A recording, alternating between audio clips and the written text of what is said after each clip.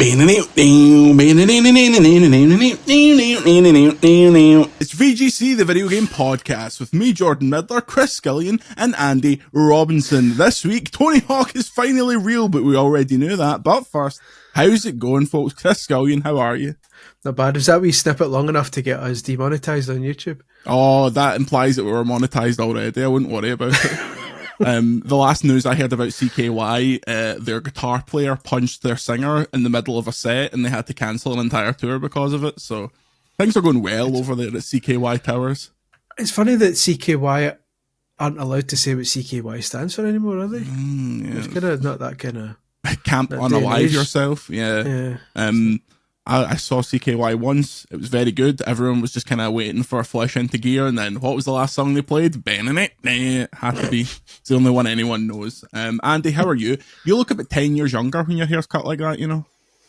I've had a shave. Yeah. That's it. Feeling fresh. You know, you can never figure it out, can you? When someone has a shave, like, have you done something? Have you like had a new haircut? No, I've just had a shave. Yeah. For those listening. For those listening, I also had a shave for this kind of this goatee situation. There was a Is that what a shave looks like with you? Aye? Pretty much, because there is just so much double chin under this this chin piece that I have to keep this for the illusion, you know. Yeah, all going well, Chris, this week. I'm okay. You've been panning your skull in, playing a shitey wrestling game. 10 hours doing something that I really shouldn't have spent 10 hours doing, but that's all right. People seem to enjoy it. So 10 hours for the WWE Games Reddit to steal your images and put them together in a shitey picture collage and go, oh, some of these characters don't look as good as the last year. Yeah, well, them's the breaks. Them's the breaks. Andy, what you been up to this week? I feel like I've hardly seen you this week. I don't know what I've been up to this week. Walking the dog. Walking the projects. How is the little dog? All right, yeah, just being miserable. A bit like me. The little dog, star of patreon.com/video games chronicle. You can go there for extra videos, podcasts, and ad-free browsing on the website. This week has been a bloody smorgasbord of Patreon content. Chris and I debuted the first episode in our Let's Play of Split Fiction. You ain't seen nothing yet. We're about... I think it'll be like November by the time that it actually all comes out is one entire series, but it's something special, Chris. The thing is, I like it, but I feel like I'm getting misportrayed in it because as the adventurous type, I tend to go ahead to see what's coming up next, so I die first. So the implication is that I'm dying more than you are, but in reality it just means I'm braver. It's not an implication you're factually dying more than I have in the factually braver in the game. In these opening episodes, but yeah, that's a great one. It was sabotaged somewhat by this computer that I'm currently using. So I've never done a setup video. I want to at some point, but I use this interface called a Go XLR, which is like a big kind of box that has all my my soundboard nonsense and my sliders and stuff, and it's what makes this podcast sound so good. But apparently selling a box to do this for 500 quid was not a solid business strategy, so the companies went out of business basically and do not support the Go XLR anymore, meaning that in order for me to use this very expensive piece of equipment that I shan't be replacing, I have to use this shitey old computer that kept breaking during our Split Fiction recordings. So I gave it an exorcism last night, by which I mean I deleted absolutely everything off of it. I was deleting desktops I've had since do you do the thing where when a desktop gets full, you put it all in one folder and then put that on your new desktop folder? I was back to 2017 deleting desktops here. This is my last. I'm holding the hard drive containing my last desktop that is get it plugged into my new computer. Yeah, it was quite freeing actually. I just said to myself, what if this computer broke and all this stuff got lost anyway and you couldn't do anything? At least you have the power now to snuff it out in its sleep. But yeah, computer problems. How's your new computer apart from having plastic flapping about in it? Did we talk about that? We talked about it on a Split Fiction episode that won't be out until 2027 at the earliest. My PC is going great, but when I turned it on the other day, I noticed a big bit of plastic inside it, because obviously it's got like glass thingies, and I thought the plastic was just on the outer bit, but it was actually inside as well. So there's like a big bit of plastic like folded over, like dangerously close to the fans, and kind of flapping over. So I had to open it all up and actually take the plastic out, which was fun. No, it's going good. When it turned up, the fan was like deafeningly loud. And Louise was like, "Is it always going to sound like that?" I'm like, "I don't know." She's like, get that out this house right now. I'm like, is that what like new graphics cards sound like? Because I've not had a good one ever. I'm like, is this just a noise I'm going to have to get used to? But I went in the old BIOS. Apparently, whoever set it up turned the water cooler up to maximum fan, which is kind of unnecessary for writing web stories. So I've kind of fucked around with that. So it's we're good. We're in business. Everyone's running smoothly. Andy, I'm pretty disappointed he's actually ordered it, because now he'll have to come up with something new to talk about and not just this is the week. Listen, this is life changing. This is life changing for me. Like, see, when I did those WWE things, they were all saved as PNG files, and I thought this is going to take forever to upload. I can either upload 206 10 megabyte screenshots, or I can run them through Photoshop like a batch thing and convert them all to JPEG, and it just went right through them. And I was, the future is now. That's what £1,000 graphics cards are for. Exactly. Just goes. That's it. That's the noise of. Have you done the most important thing and just go on Steam and download big games, like download Cyberpunk 10 times for a laugh? I tried Avowed. Avowed looks good on it. Yeah. That's all so far. I've not really had time to I'll maybe this weekend like properly mess about with what I'd say. I don't have many like AAA Steam games, but luckily like Game Pass PC I can get kind of try a load of stuff on that. So Indiana Jones maybe. Yeah, that's a big one. Yeah. Welcome to the download cast. Story number 1. Oh wait, Chris, you got an energy drink? I don't this week. No, I've just gone with my usual Monarch juiced when Aussie Lemonade goes out of print, as I believe it is soon. This will be my new favourite, is Monarch. I think I had an Aussie Lemonade here somewhere, but I don't, so I'm just hitting with a strawberry. Anyway, story number 1. Following months of speculation and leaks, Activision has officially revealed Tony Hawk's Pro Skater 3+4. Released on July 11th, 2025, there'll be more expensive editions that you can play starting on July 8th. It's coming out on all the platforms, and probably Switch too, that's editorializing. Quote, everything you loved is back, but revamped with more skaters, new parks, gnarlier tricks, eardrum shattering music, plus a whole lot more. Drop into new and exciting parks like an abandoned water park. Yes, bring your swimsuit, or shed it across timeless classics like Foundry, Alcatraz, College, and more, reads the product overview on the game's website. Chris, I want this game now. This is bigger than GTA 6 in my opinion. There's nothing I'm more desperate to play than Tony Hawk's Pro Skater 3+4. Yeah, the Foundry shite, but other than that, like I'm up for it. It wasn't until the trailer that they brought out when it showed you them side by side that you can really appreciate the actual the glow up. Is that what they say? Yeah, that's what they say.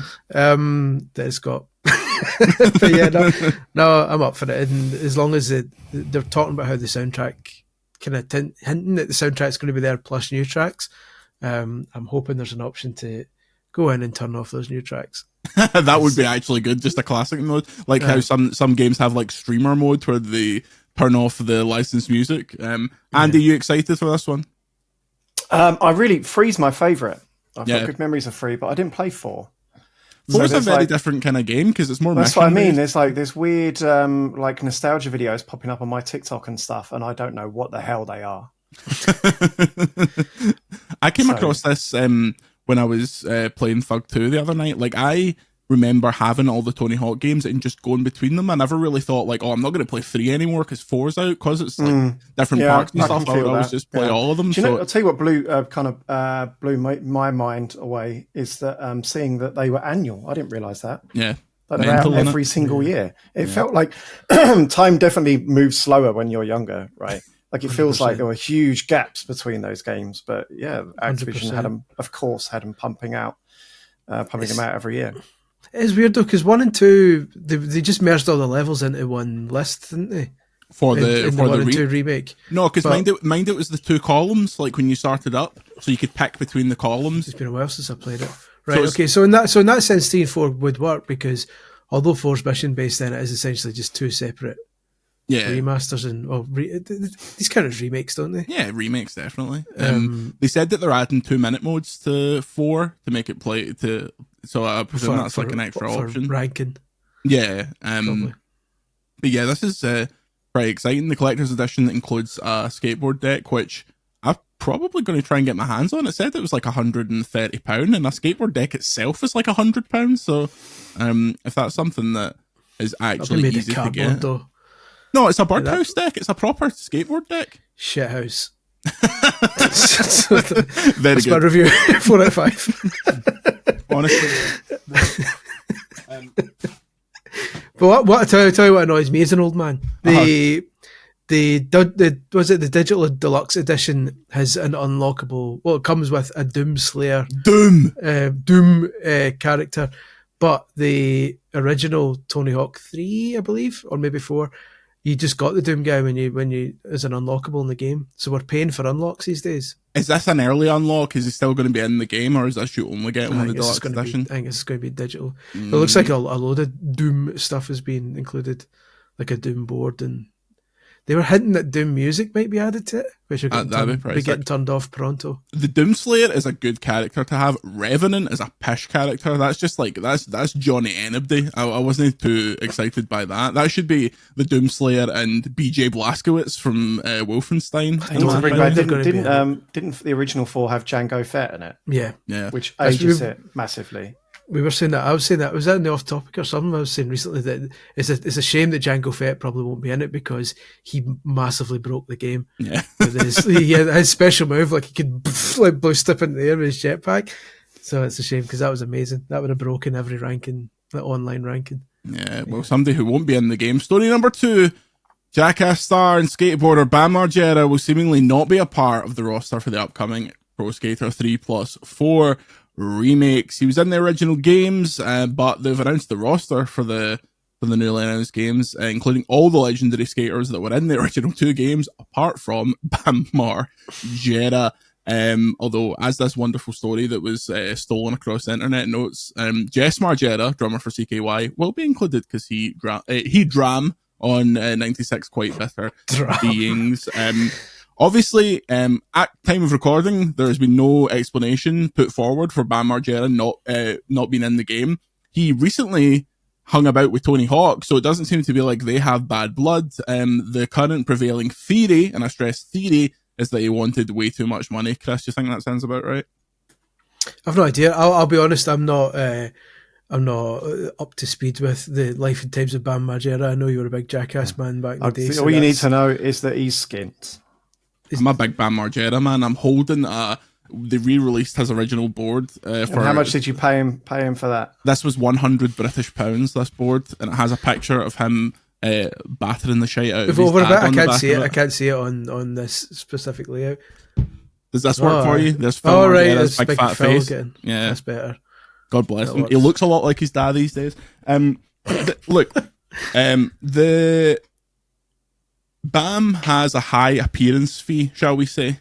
I've been told. So it wouldn't shock me if he was like, well, for a video game, my fee is this. Whereas these other skaters who are no longer really media personalities, I know you're keeping up with Rodney Mullen, Andy, but not many people are. I could see them being there's not a thing about what Bucky Lasek's up to these days. Yeah, I couldn't tell you. I'm a Bob Burnquist ultra, but I could imagine they just being like, yeah, Tony, we'll be in it, fine, couple of grand. Whereas by Margera's like, ideas $1 million. This is the thing. It's like they have those other skaters have different kind of stake in the game, because like you could argue that the Tony Hawk series made Alyssa Steamer and co household names, whereas Bam became famous through something else, through Jackass mainly and stuff like that. So I would imagine the other skaters kind of feel like they owe a debt to the series because it kind of helped elevate them. Whereas I would imagine Bam thinks I never needed Tony Hawk. If anything, he was like he was a guest star that was in the game, like to kind of elevate the game rather than vice versa. He could have argued, because when Bam Margera turned up in Tony Hawk 3, was it 4? 3. He started in 3. Yeah. People were like, oh, it's the boy for Jackass. Like people already knew who he was. So it doesn't. It's still a bit of a shame if that's the case, if that's true.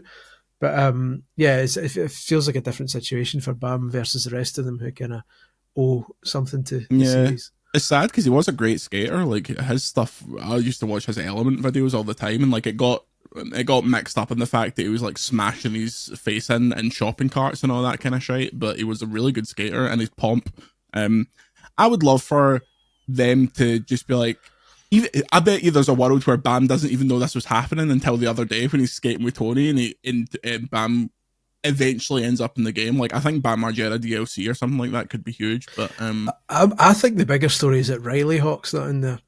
Because I will stop you right there. That list is incomplete because that Tyshawn Jones guy who was on the podcast a few weeks ago and the game isn't on the roster. So I bet Riley Hawk might isn't be in it. Yeah, because they added him to the last to 1 and 2 remakes / remasters. I had the feeling. I go on, this to you before, put this forward. So here's my conspiracy theory. Here's my conspiracy theory of the week: is that Riley Hawk won't be in Tony Hawk 3 and 4 because his wife, Frances Cobain, daughter of Kurt Cobain, God rest him, well, I've said to him, but who's making this Tony Hawk game? He'll be like, oh, it's Activision, hen. And she's went, Activision, is that the pricks that put my dad in Band Hero and had him jumping about to fucking YMCA? Aye, that's him. You're not going anywhere near that game, son. Yeah. So I don't think Riley Hawk will be in Tony Hawk because his father-in-law was demeaned in Band Hero. Do you want to get that up on the site? You think that'll do as well as the Bam Margera I'll just write that story up as fact. We'll see how it goes. Yeah. Andy, this whole shebang's been made by Iron Galaxy as Vicarious Visions, God rest them, is no longer kicking a ball. Do you think if this goes well enough, Xbox will say to Iron Galaxy, do you want to try an original one? Because they're making original parks here, so clearly that's maybe the idea. They're not going to remake Thug, let me tell you. It's not bad speculation, is it? I mean, Iron Galaxy are kind of developer for hire. The timeline with this kind of suggests that it's come together quite quickly. So it wasn't that long ago that Tony Hawk was doing podcasts and stuff saying that this game was planned and killed off, right? Yeah. I mean, I can't remember exactly when. Who was the developer? Iron Galaxy. No, the first one, Vicarious Visions. I can't remember when they were closed. It was at least 2 years ago, though, wasn't it? Yeah. So do you wonder if they maybe started on it and then it kind of just get moved? Yeah, that's not a bad theory. I think you weren't actually making that point, but maybe they took some of the work that was already, done, because Tony Hawk did claim on a podcast, I'm sure he did, that this game was pitched or certainly being talked about, and Activision obviously didn't fancy it because they could more easily fold them into the Blizzard machine. Get them making some Overwatch skins. Yeah, and that worked out well for them. Yeah. My question is, does this mean they're going to put Tony Hawk in Call of Duty? Because I would love that. I would get back into Warzone if I could play as Tony Hawk. See, if I could play as Bam Margera in Call of Duty, I would be playing that constantly. I'd be going to the COD League. Put him in Fortnite and I'll talk. Yeah. That's just mental to me. Fortnite now. VGC podcast historians, yes, I'm talking to you, Sam. I would like to chart the course of Chris Scullion going from Fortnite's a lot of shite to constantly being like, Fortnite this, Godzilla this. I've explained this in detail. That I don't give a shit about the battle royale stuff. I never have. I don't care about playing people and that. When they added the racing game and the Lego game and the Guitar Hero, Rock Band game, that was me. So that's the only 3 I play. I don't piss about with combat. It's the racing game, the Lego game, and the Guitar Hero game are 3 solid games. Chris Scullion is exactly the type of man to have 10,000 hours in Fortnite and not play 1 round of the Battle Royale.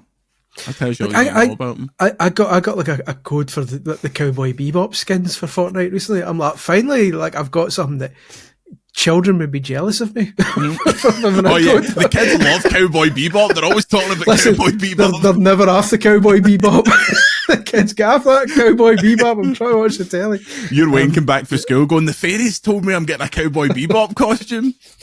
Oh, do we have an update on the Splatoon costume? Everything came together. Delighted. She's delighted with it. She's it's never off her. Yeah. So yeah, that's good. Is that why you're wearing a Splatoon t-shirt now? That's purely coincidental. All right, okay. But yeah, no doubt. Yeah, she's happy.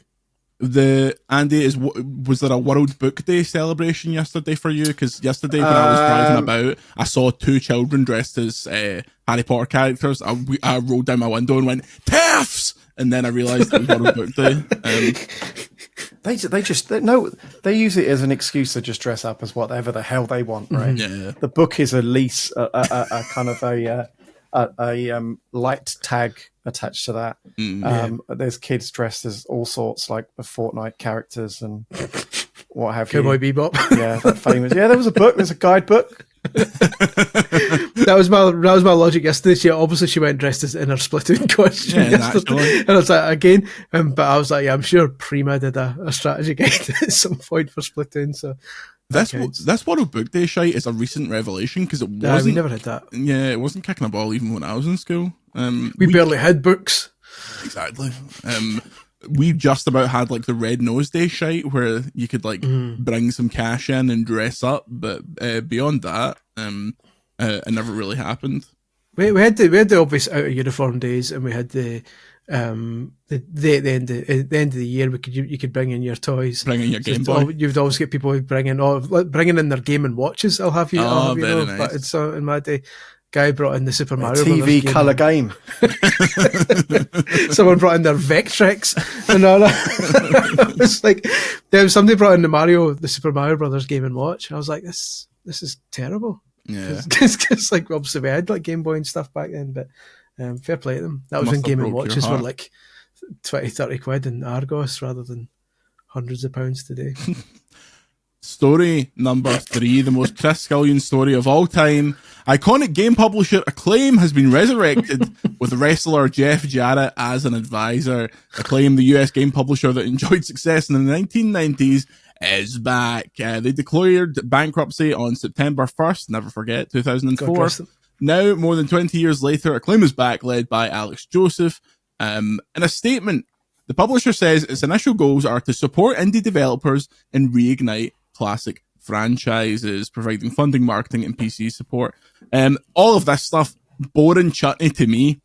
The real exciting part to me is this.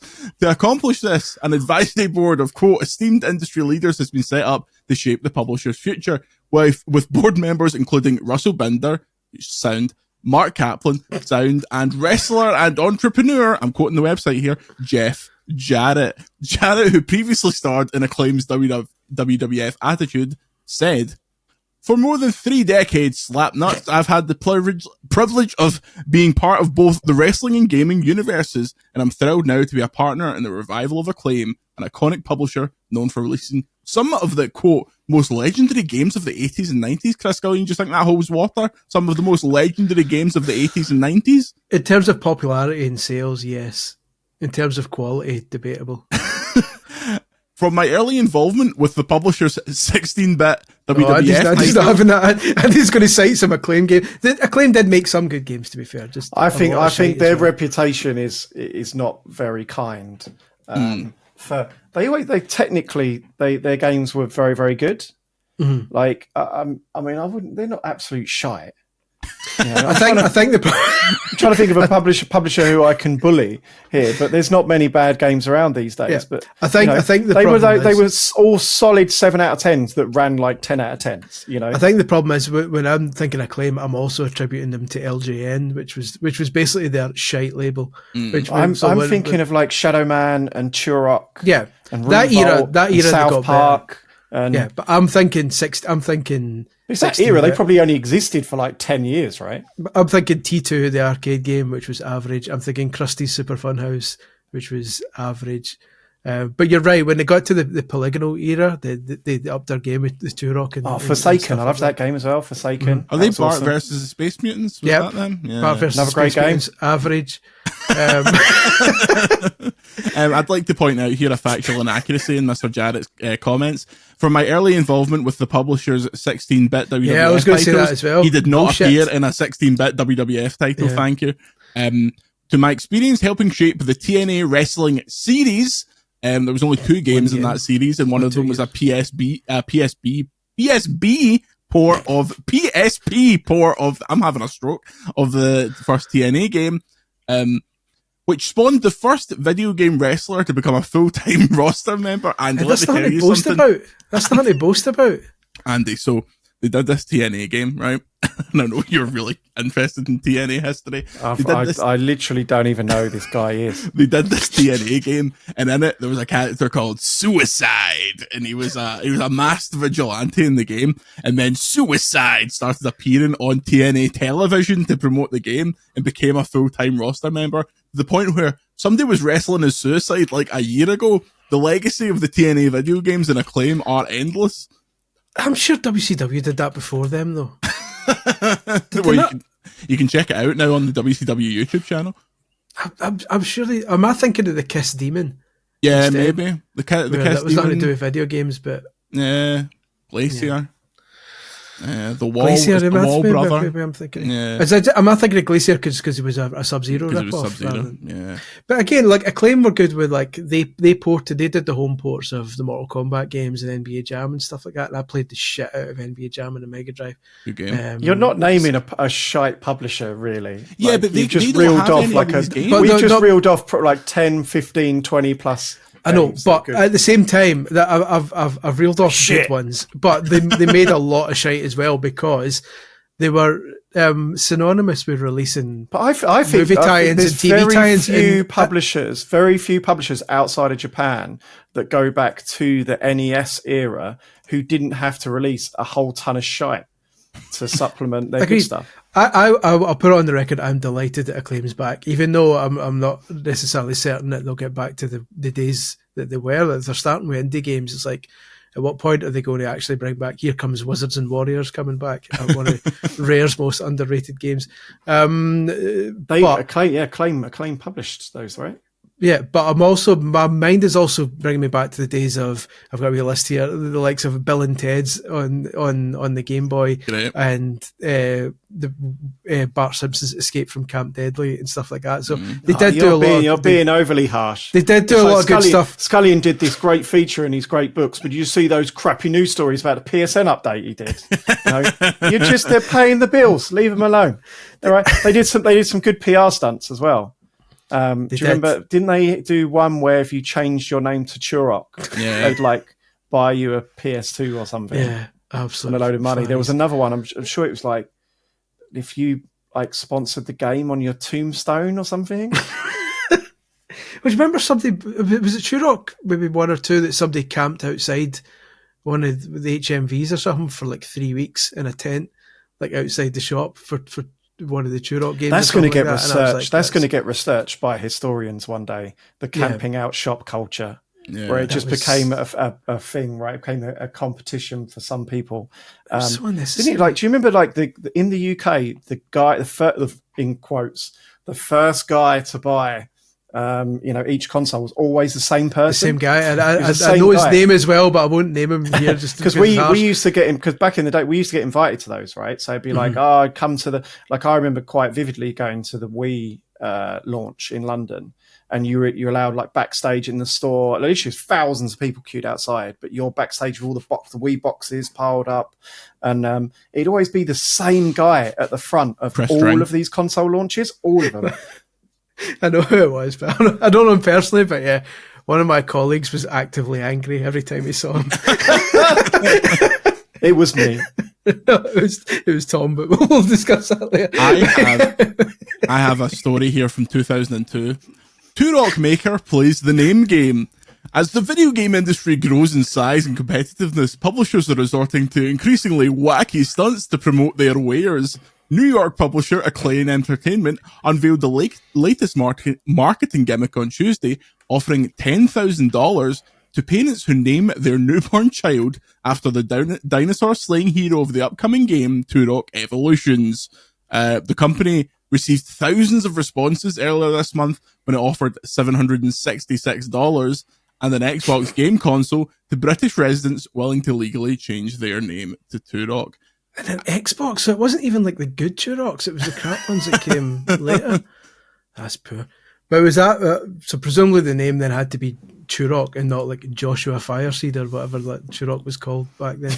Yeah, you've found an important loophole. Exactly. I'll just call I'll just call my son Joshua. Job done. Here's my money. The whole camping culture thing is now a thing for gigs. Like, young people will wait like 3 or 4 days outside of these gigs now to get barrier, to the point where they've started their own like societies where if you turn up 3 or 4 days earlier, this preppy wee lassie will come up to you and go, okay, you're number 50 in the queue. We'll give you a little, we'll give you a number on your arm, and then it means you can go out and come back. And because of that, there's been a backlash to that, where people are like, no, we're just going to push to the front because it's a gig. It feels like kids who grew up and became of gig age during the pandemic don't know what the score is. So they have absolutely, they're like, everyone's got to keep space at a gig. Like, you've got to have a few feet between us, as if you're like, as if it's a non-contact sport. Every gig I've ever been to, I've come back absolutely covered in somebody else's sweat, and that feels like the way it should be. Like, it's not meant to be a happy clappy affair. I think that only works in certain cultures as well, doesn't it? You've got to be a proper queuing culture. Yeah. I went to a Killers gig in Barcelona, I think it was, and it was quite eye-opening because we queued, like everyone queued for the doors to open, and then the doors opened, and then they just bum rushed it. Yep. And I watched the whole gig standing in an aisle. Brilliant. Well done, the Spanish. Are we adding the Spanish to the French? On the list. When I was at Pokemon at EUIC, they had a queue to like get a chance to meet one of the artists, and the queue started, and obviously the people running it, they were just event staff. They didn't really work for the company or whatever, and people formed their own queue, and it worked pretty well. We were snaking and stuff like that, and then people started like trying to enter at the start of the snake, and every time it would happen, there would just be a chorus of people going, oh, to the point where the event staff had to be like, okay, I'll stand here, and the queue it's in my vlog, which is on patreon.com/videogameschronicle, but there was genuinely about 500 to 1,000 people in this makeshift queue, which seemed like a fire hazard. It felt like any more people in the event staff were going to be like, yeah, we're not doing this, because if an alarm goes off here, there's going to be a significant issue. Yeah, the queuing culture, I don't like it. I like to be just brought to the front of things because I'm a famous games journalist. Chris, you agree? Oh, absolutely. I mean, to be honest, I don't like the whole standing thing anyway. I usually get seated tickets. These days, me too, pretty much. Yeah, I'll happily. I've watched Churches at the Hydro just like from a distance, and kind of enjoyed it more because you get to see the whole stage and the whole kind of setup and everything. So yeah, that's my jam. As someone who's found the later part of my current life spending a lot of time and a lot of money at K-pop gigs, which are essentially big musicals, sitting for them is great. When I went to see Churches, I was blackout drunk because I'd just come from the BBC's pre-gig party where it was an open bar, baby. You wonder why BBC Scotland's got no money? Because they're all alcoholics, allegedly. Yeah, good times. Speaking of alcoholics, when we come back, we'll be taking an extensive deep dive into the DLC list for WWE 2K25. We'll see you in a minute.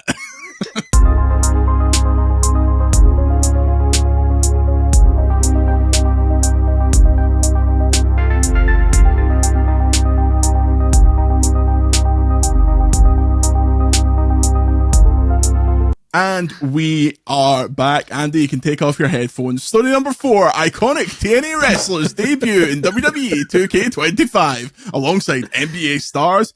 Chris, I'm going to read you the roster, the DLC roster, and you're going to give me an aye or no. That work for you?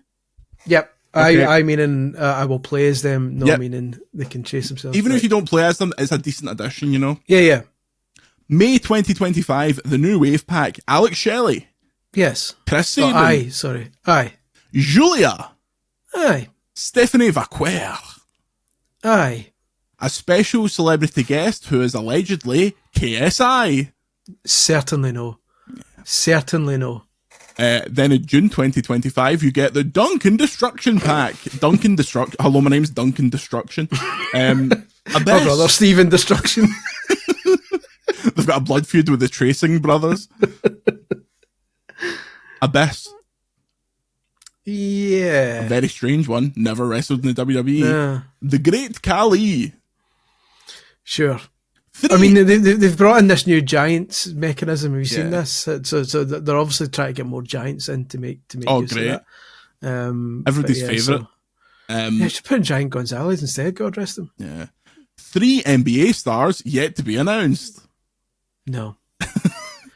Although rumour has it one of them Shaq, in which case, Shaq can get in, the others can chase himself. He's a worker. Unless it's Rodman, which I don't believe it is. Yeah. You could do Rodman and Shaq, that would be fine, and then at that point, there's no really any... I mean, LeBron, famous video game character, multiverses, God rest it. In June, in July, you're getting the Fearless pack, New Jack, which is pretty surprising. That's ridiculous that New Jack's in it, but yeah, I'm up for that. God rest him. Jordan Grace. Yep. Penta. Definitely. Bill Nakano. No, I'm excited about that. Definitely. And celebrity guests, which is apparently Travis Scott. Travis Scott. Star of the biggest heel turn in history. Remember when he first turned up, I was like, who is he? Because I'm like so out of the loop. And now he's just like everywhere. Yeah. He's garbage. Like in a WWE context, he's garbage. He didn't even have to be there at the heel turn. He just stood there and didn't do anything. Also indirectly responsible for the death of many of his fans in a giant crush, but everyone just seems to forget about that because he apologised for it on Instagram, not even joking. Attitude Era Stars Pack, September. D'Lo Brown. Brilliant. I think you better recognise Punk, I believe is his... Can you do the head? Can you do the D'Lo Brown head? He'd walk like that, but he put his arms out and go like that. Yeah. Yeah, some boy. Bragging about the fact that he's got a functional neck.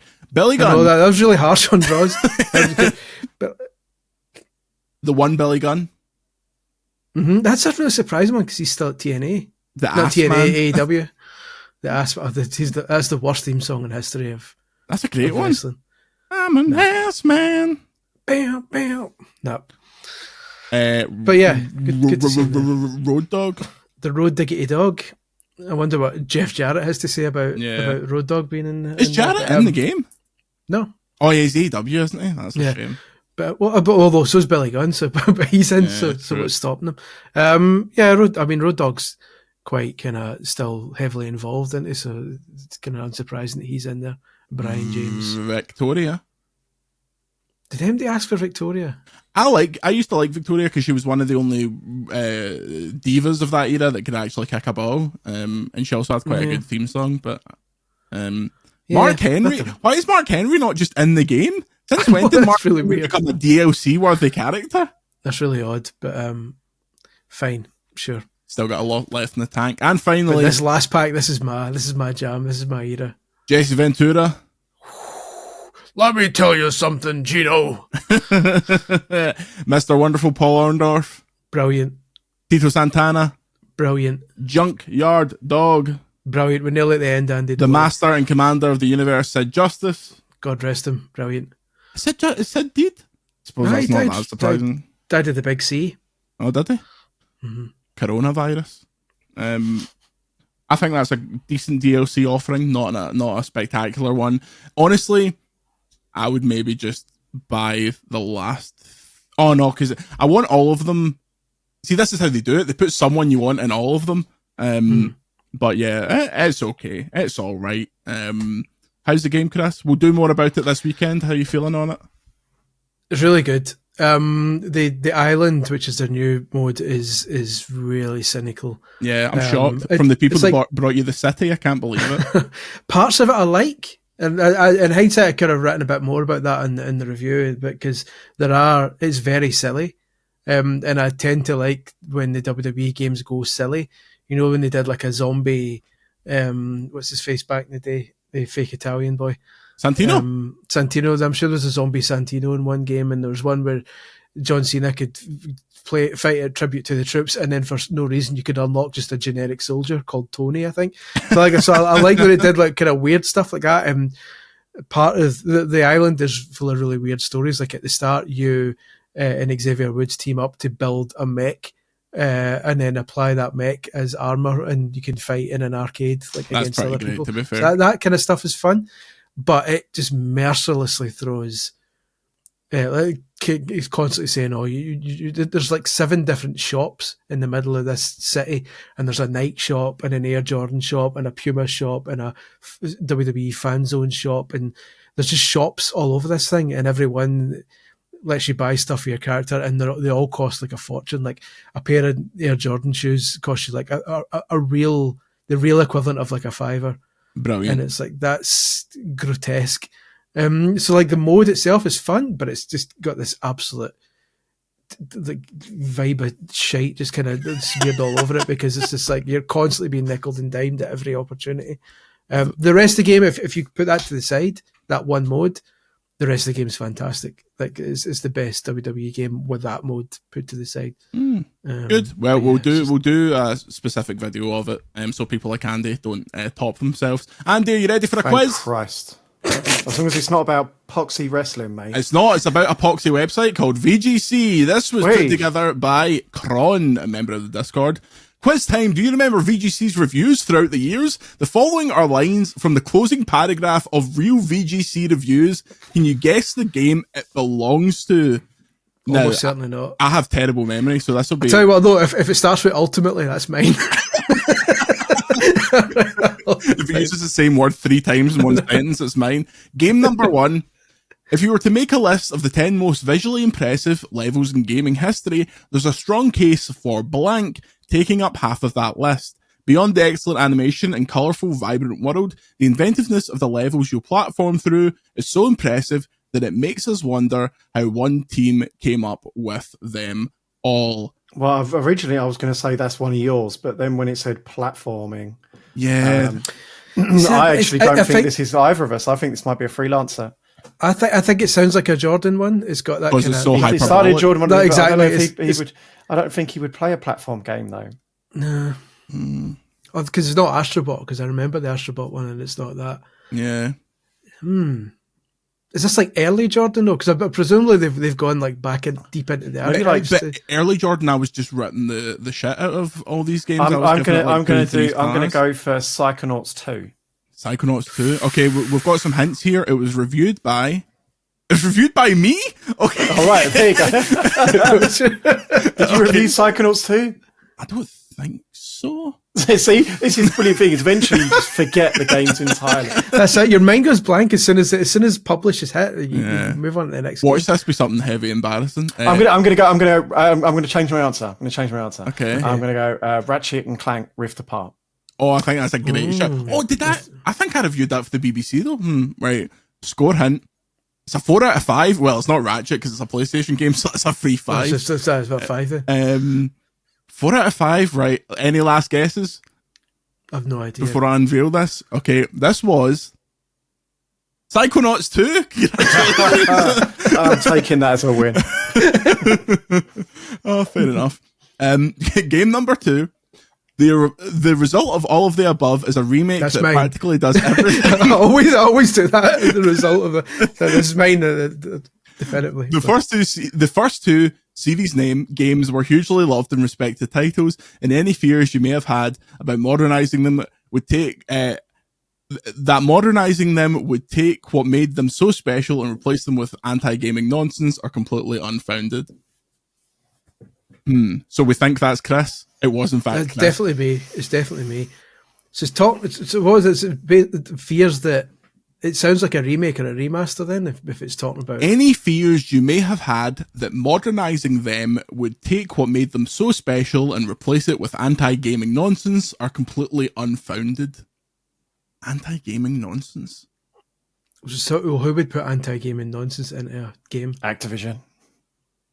It's Tony Hawk then. It's Tony Hawk 1 and 2. Oh, I think you might be right. Score hint. 5 out of 5. Not a 4, so surprising. Tony Hawk's Pro Skater 1 and 2, correct? Very nice. Come on, give me some harder ones. That's a fantastic game. Tron, do one of these every week.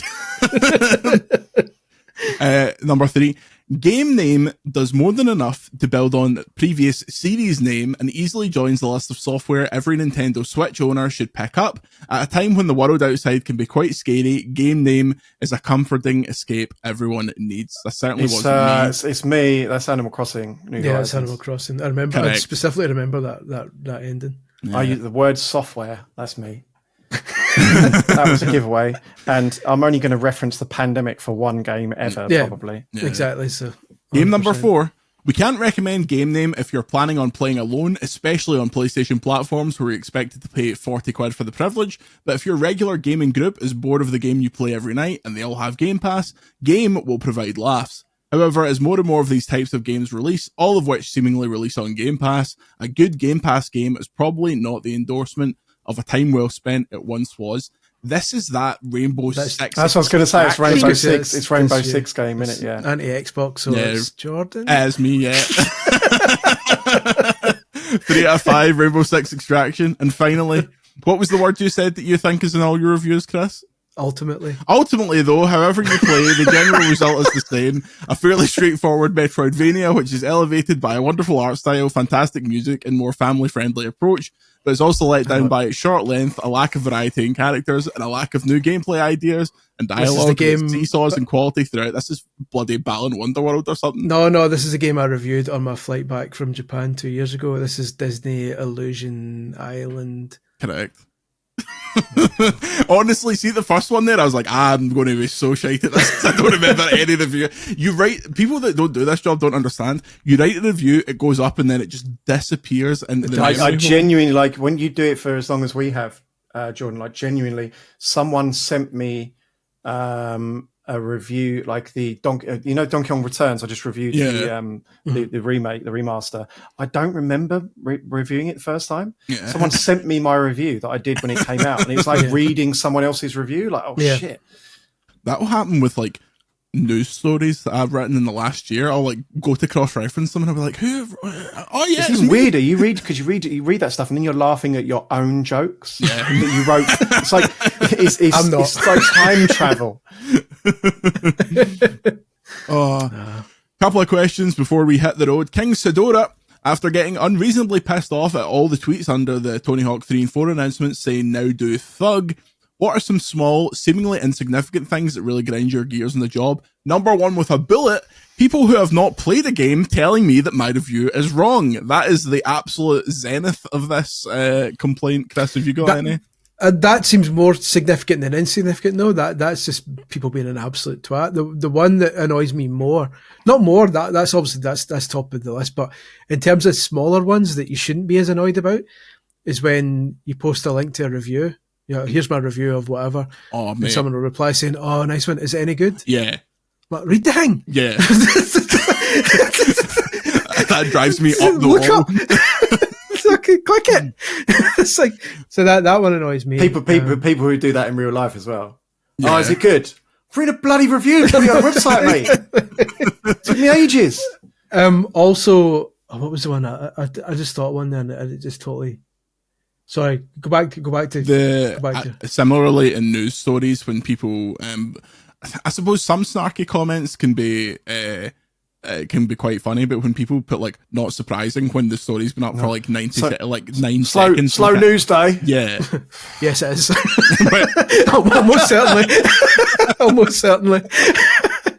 But if we didn't put anything up, you'd be raging. Yeah. The other one I'd like is when a game comes out and it's universally loved, like across the board, but one review will maybe give it a 6, and everyone else is giving it 9s, and you always get in the comments saying, "Finally, an honest review."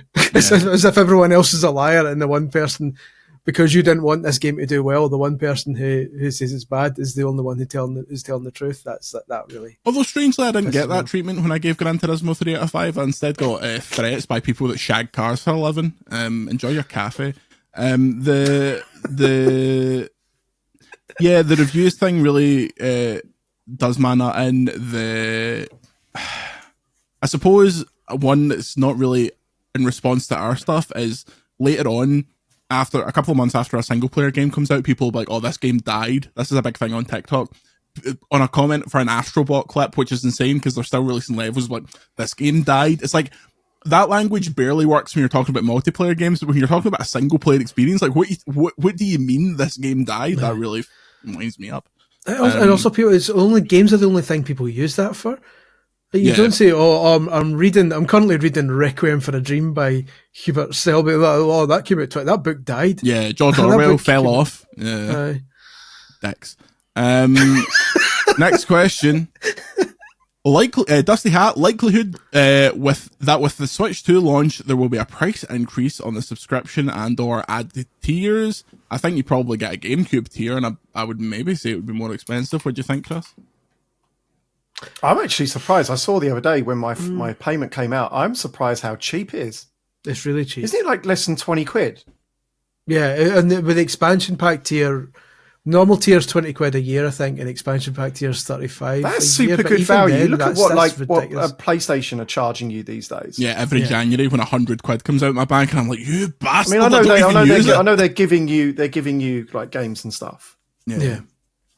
You want? Yeah. There maybe they might do a tier like in line with Xbox and PlayStation, where it costs a fortune and you get like actual like full price like Switch games, Switch One games, I would imagine. But it doesn't seem to be the Nintendo way. I would see them just sticking with what they've got. Like you say, maybe a GameCube tier and a DS tier or something like that. That might be a wee bit more expensive, but to be honest, I could see them just keeping that in the top tier. I mean, they've already got 2 tiers. Yeah. There'll be more tiers if they mess about with it. Tears of the Kingdom, more like. Mr. Dave, who should I play first on WWE 2K25? Chris, shut up. Andy, who should he play as first on 2K25? I just want to. I'm not interested in anyone in this. The only time I'm interested in these wrestling games you're playing is when Scullion's made a character of himself. Chris, is Muhammad Ali still in it, Chris? Muhammad Ali's dead. Oh, God rest him. Again. Well, we'll have to get Chris Scullion battering KSI coming soon to Patreon. If there's a way to deactivate someone from the roster entirely, I would do that with him. Glimmer, how likely is it they now finally release Tony Hawk 1 and 2 on Game Pass? I'm surprised that's not happened like with this announcement. I'm sure that'll happen. 2 questions left. This one comes in from the only Bruce Forsyth. I'm 40 tomorrow. What is one thing that you want to do before you are 40 or wish you'd done before you are 40? Mine is to go to the Pokemon World Championships. What ages are you two? 90? 99? 41. I'll be 39 in May. You get anything you want to do before you turn 40, Andy? Go to Japan? Go to Britain. Spain for 5 minutes. Hire some more English people. Oh, there we go. Oh, we bet the old xenophobia. Racism on VGC. See, you're not a race. Yeah, we are. Scotch. Scotch.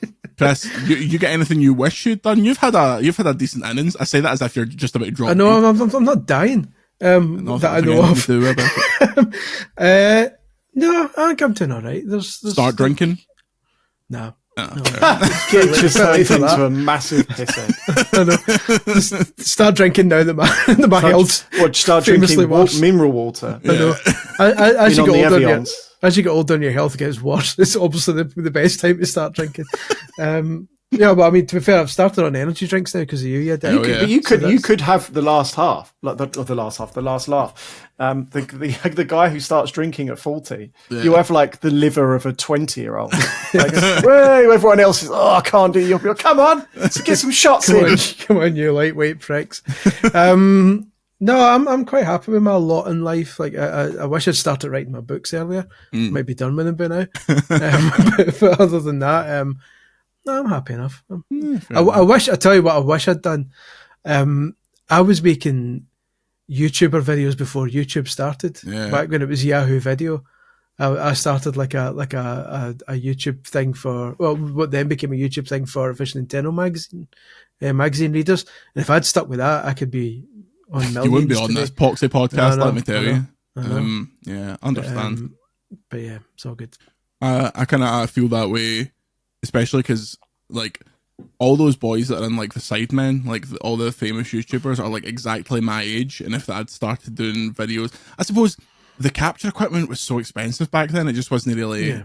If I went to my mom and was like, I want this 480p capture card for my birthday, it's £500, and I slapped me across the jaw.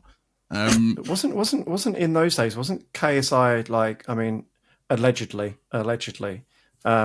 But my only memory of before he's on my bloody television, every night, is that he was like following women around EGX, filming them and stuff, allegedly. In the interest of safety, I would recommend everyone Google KSI Eurogamer Expo, and we'll leave it at that. I direct you to my previous comments about him earlier in this video, which you've just provided context. But of course, that's never mentioned these days. Yeah, but that's and the face that he famously used to make and got famous for making. So I've got no time for the guy. Well, that's his appearance on the podcast. There's the YouTube fun sorted. I know. Yeah.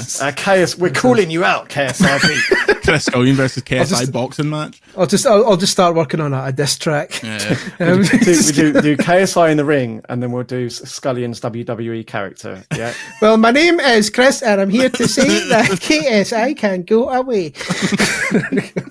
I'll give that 4 stars. Very finally, produce it. She says, my wife, QG, just got out of surgery for a broken leg. This is extremely self-serving, but can you please say something nice or funny to make her feel better? Well, if this entire podcast wasn't hilarious enough, QG, we hope you feel much better. As someone that's got a bit of a sore knee right now, I can sympathise for someone with a broken leg. You're going to be on the next hospital bed. I know. Yeah. She's just warming the bed up for you. Imagine a fate worse than you're in the hospital, things are pretty down, and then JJM gets rolled next to you, and I'm like, oh, hello, how you doing? Do you want to listen to my podcast? Let me play my Steam Deck here. Do one of your shit intros as you roll in. Comes in with his soundboard, you're like, oh, my legs absolutely kill me all year.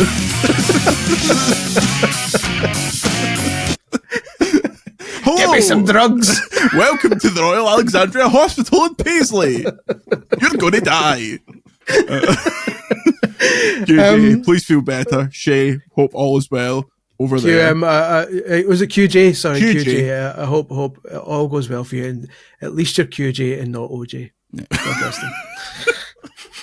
Sort your leg out, QJ. Have a stern word with your leg.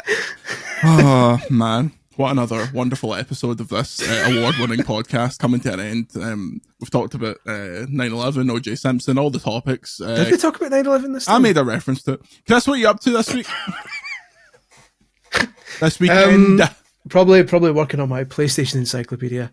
PlayStation all good bookstores in ages. Yeah. A bit of that. I need to kind of rest for a bit. So, we recorded a very, very nerdy CVG. You want to talk about that, Chris? Oh, we did. It will be up next week at some point. I'm going to edit that over the weekend. Thanks for reminding me. It was great. It was me, it was Andy, it was Paul Davies from the good old days of 90s magazines. It had Mike Jackson from the kind of the late 90s, early 2000s era, and we just spoke about old games magazines for like a decent length of time. So I'm going to put some, my camera was dying on its arse during it, so I'm going to kind of put some old magazine scans and stuff. You should Photoshop up the card, BBC card. Oh yeah, yeah, just a test card with you. I mean, well, I'm sure the Discord I've got like plenty get on it. Experience of putting my head on everything, so they can put my head on that wee lassie, so to speak. Do that. I'll work on that over the weekend. But it's genuinely like entertaining and interesting listens for anyone who used to read magazines back in the day. So keep an eye out for that on Patreon. Slowly starting to realise that the subtext of CVG is wasn't things great when Jordan didn't work here and he wasn't even alive. You're finally getting it. Yeah. It's taking long enough. Well, yeah. Andy, you got a depressing weekend. You going back to Butlins? You watching West Ham? What's happening? Neither of those things, unfortunately. Yeah. I've got a pretty clear weekend, actually. Might have to. I'll be working. I'll be working. That's what I'll be doing. They're in the nothing to be happy or energetic about. Yeah, so I've got the best job in the entire world. Anyway, until next time, patreon.com/videogameschronicle. Give us your fucking money. Say goodbye, Chris. Goodbye, Chris. Say goodbye, Andy. Goodbye. Why was Bob Geldof Scouse there? Well, because I'm not good at accents. And once more for the road, thanks to our friends at CKY and Grant Kirkhope, I suppose. We'll see you next week.